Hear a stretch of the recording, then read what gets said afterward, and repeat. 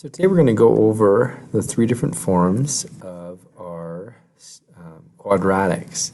So today's learning goal is not in green. We don't want green, we want black, don't we? I can graph quadratics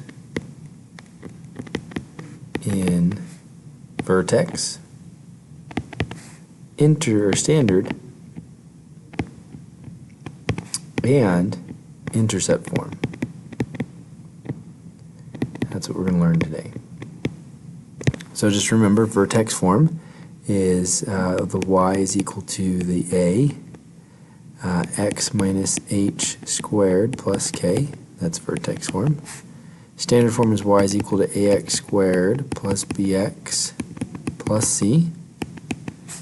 And then intercept form would be y equals, again, y is f of x as well if we need it, a x minus p, I'm running out of room here, x minus q. So what we're going to do is we're going to look at the equation here. We need to find out what it is and then follow the steps that we need to follow.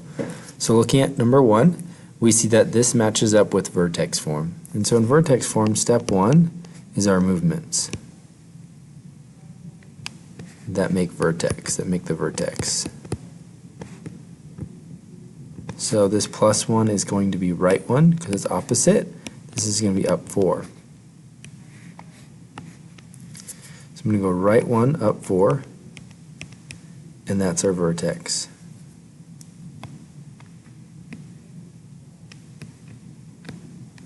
Okay?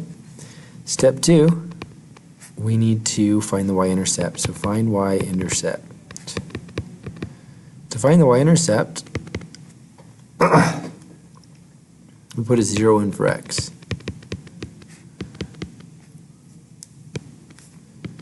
So then we do PEMDAS. So we have 0 minus 1 is negative 1. Negative 1 squared is 1. 1 times 3 is 3. 3 plus 4 is 7. And that's our y-intercept. So we have 7. So 4, 5, 6, 7. And that's this side. Let me make a better U shape. Sorry about that. There we go. So now on to step 3 is where we reflect. So we have this dashed line right there, and we're going to reflect this dot on the other side. We're going to draw the other graph. And then now we can label anything we need to label. We have our graph. Sweet.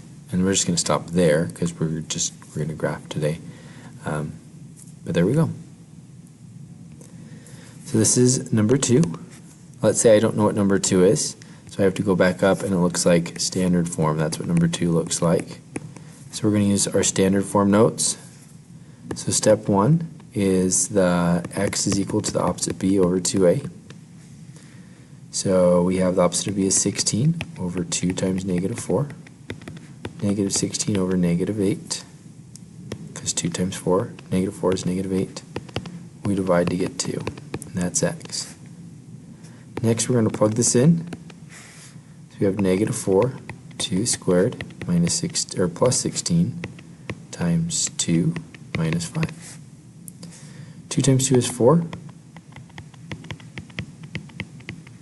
And then negative 4 times 4 is negative 16.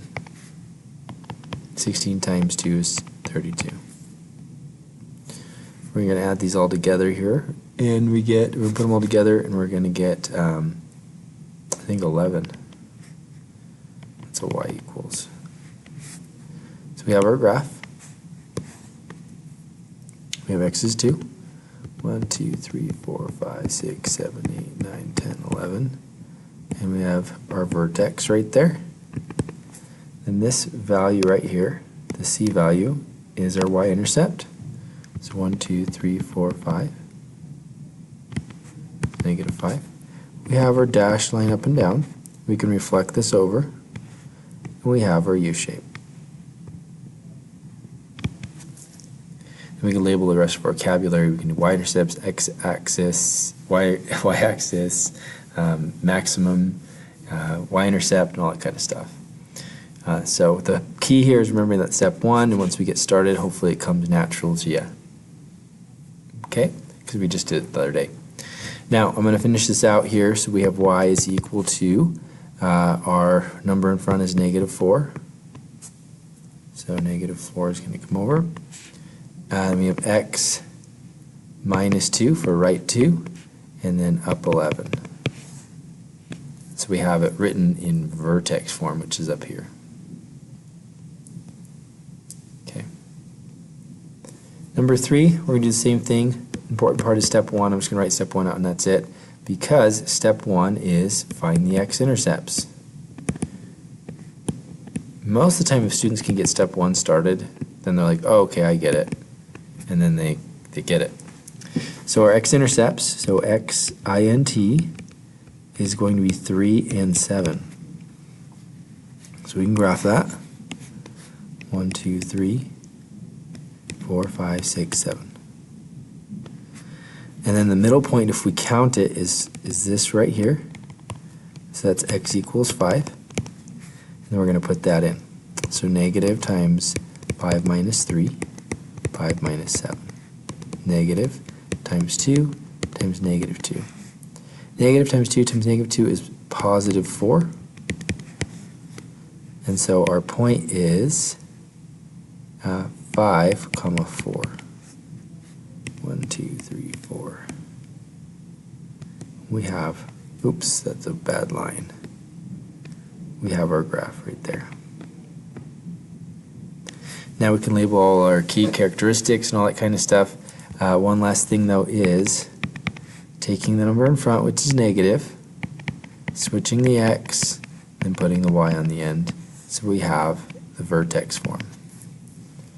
So that's what we're going to do. We're going to review that, and then we have a little assignment, and what the key thing is understanding your forms.